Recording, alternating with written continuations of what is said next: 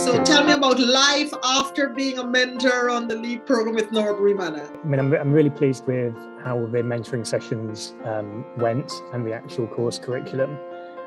Keen to do another one again, because I think it's really, the sense of achievement you get out of it when you see how far the children have come from, day one, the initial introduction to them, to actually their presentations at the end, and them realising as well what they've achieved. You get a real good sense of achievement out of it. There is something you were doing that the students were keen to come back for more of your sessions, because of all the groups in this cycle, your group is the only group that retained the young people from beginning to end. Right. So good. Talk me through what you think is the magic. I think the magic is actually not necessarily seeing them as children, but actually as individuals. So it's making sure that you're talking to them in a way that obviously you're valuing their contributions. Everyone is included, so you make sure that when you're questioning, you are you're including everyone in the group. You're giving them praise, giving them feedback and encouragement as well, so that and they also know that what you expecting them to come back to the next week in terms of setting them benchmarks, if you like, and things to work on, so it's very clear to them what they need to do. Those are all things you're saying there that interesting, that I know with adults, I know leaders struggle with that. Number one, you said, look, making them feel included. Then you talked about giving them praise.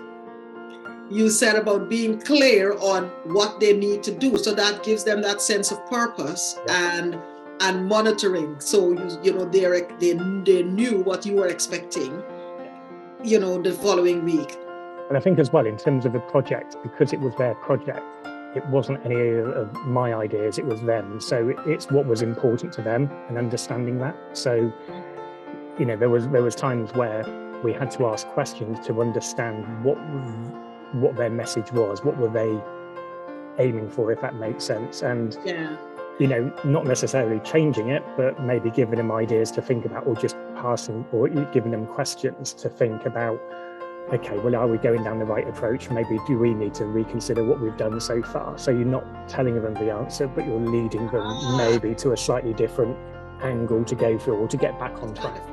And also bearing in mind as well that you don't want them to perceive you as like the adult telling the child, if that makes sense. Yeah. Like I say, they're individuals, and I think occasionally I had to sometimes consciously think back to think, I'm not in a workplace and I'm dealing with thinking back, how old are these children? So whereas I may have thought it doesn't look quite right, to then it's just making sure I'm balanced in terms of how I'm giving that feedback as well, bearing in mind their skills and experience, and it's all new to them. Excellent. But doing it in such a way that they're happy to ask me questions as well, because we said it, with my other mentor, we said at the start, we're not the experts. You can ask us questions, and it may be that we don't know the answer, but we can either go away and find out and come back to you, or so it made them feel comfortable. It made them feel, so you made them feel comfortable. You made them, you were approachable, and you made them feel, look, ask a question, because I don't know it all. So that really encouraged them. And I think then you get a good mentorship relationship, but also collaborative as well. Yeah, it's their project, but we're helping them get to that end goal. And but it's amazing how these techniques work with your team. They were really good. Because we remember the start of the program when Patricia, the lead facilitator, and myself popping around teams, they were everybody quiet, and you were talking. By the time we got to like the fourth week, we thought, what is it Graeme and Amanda doing with these students? they were engaging, they were talking, and it's amazing.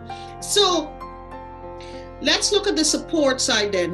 Thinking of somebody coming to do this journey that you have just completed, how did the support structures, let's say that LEAD put in place, help you? Do you think somebody can come in and do it cold, or you think the training and support you had was useful? The training and support is useful, and I would say, it's obligatory to do it. And because I actually went through the modules that the students went through, so I understood what they had been working on in the week leading up to the next mentorship. So if they asked me questions, I knew I had a good idea what they were referring to in terms of the modules. And then you get the mentor support as well in terms of, okay, this is how you will deliver this session, and a recap of what the students have actually been working on. So it just means that when you get to the call, you've only got half an hour with them, but you're very focused and quite structured, and listening. I think the key thing for us was actually getting them to talk and engage with us, because that really helps cement in their minds as well what they needed to do next as well. So initially, like you said, they came on the first call and all the communication was via chat. And we had to say to them, once we got the expectation from lead in terms of, okay, should they be talking, or is this how it's normally set up? We say, guys, ladies, next time you come on the call, we don't want to have microphones on. We don't want to have microphones off. We want to hear your voices, because that way we get far better engagement rather than trying to watch the text and, there's that delay. So if you're all talking, then it just makes it a lot more obviously it's a lot more conversational, but a lot more engaging, and you can get a lot more out of it. So certainly put as a mentor, put in the work before the sessions, make sure you're really prepared so that the students get the most out of that half an hour they've got with you. And that helped their trust as well in you, because they know that you are not winging it. You know what they should have seen and so on.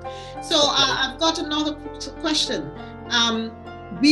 What we do with LEAD is that we train employees in work. So I know you went through one of our training in the workplace, and then we take 20% of that income and reinvest it back into the schools so that they can experience this program, and we put goal models in front of them.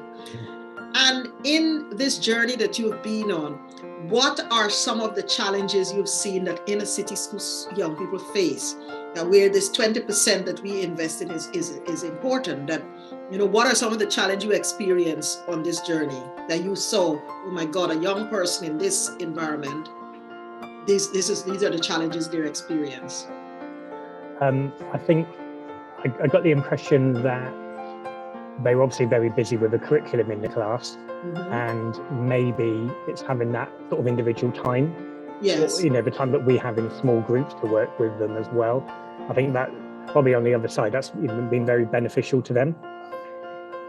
A degree of focus, and that they see it as, I think some of the students said, we've done a lot of the work outside of school. Yes. Which, for a young child to be going on this course and actually thinking, I want to do it and I'm going to invest my own time into it, has been really good. Because I think obviously they've seen the value in actually completing this curriculum. Well, it's seeing people like you. That's what motivates them to do that, because they're working with these employees, and it's a big thing for them because they're in school, they see the teachers. But like you said, for a lot of these young people, the curriculum is so packed. It happens a lot in inner city schools. Because there's a very high emphasis on getting the currency in terms of qualifications. But you find in private or independent schools, they have less time, but the curriculum is not as packed because they have a more broad and balanced curriculum. And then this is the thing that we're trying to address. And I think that, for them, obviously the challenges for those schools is actually giving those pupils the sort of broadness, like you say, of different employees and different backgrounds and experiences. So and of course the challenges, Graeme, we note, and you saw it, access to technology. Yes, it's a big challenge in the schools. You go to an independent school or a private school, they all have iPads, they all have all of these things. You go to an inner city school, and what's the challenge we had? Earphones not working, because you have to, it's a call between, okay, do I invest in this or do I invest in a teaching assistant? Definitely, yeah. These are the challenges. You are a busy professional, inspire these young people. But then you have to go back to the day job. When you come and you give this half an hour to young people, you do the prep, you have to go back to the day job. So what are some things through this experience that you think, oh God, either embed or reinforced or learn that's relevant to your day job? it's a refocus in terms of when you're dealing with individuals, adults, children alike, is actually make sure, it's a power of listening, power of communication in terms of understanding, making sure your message is understood, seeing the good in people, that everyone has got skills and things they can bring to the table. So, be very open-minded. Yeah. I think in terms of this curriculum, it was a really good, I think this curriculum, was really good, and just sort of refreshing my mind on that, really, because quite often you can sort of think there's people always you will go to, and there'll always be sometimes people that you don't necessarily think you can go to, but actually, how do you know until you start talking and listening and seeing what value they've got? Yeah. How do you and they will have value. Yeah.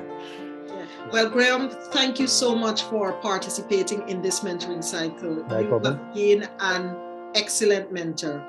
And one of the things we're thinking of as LEAD is at the end of the year, we want to introduce something where we just have something to bring all these mentors who have served in different schools together. And certainly giving out awards, you will be on it. So you engage the students throughout, and we really appreciate it. It's been a pleasure. Thank you so much, Graeme. Okay, and see you on the next one. Yeah, you will do. Okay.